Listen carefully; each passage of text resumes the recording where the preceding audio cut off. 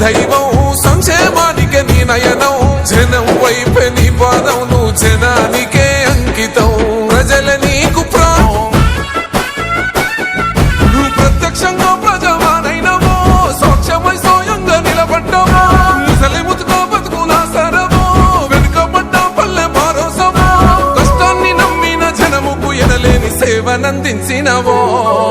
సబ్బండ జనమేలు తలసిన చెట్టు నీడే చాలు తనకు మేడంటాడు సద్ది కూడే చాలు పరమాన్నమంటాడు ఏ స్వార్థం లేదు అన్యాయం రాదు సామాన్యుల తోడై ఉండే నాయకుడు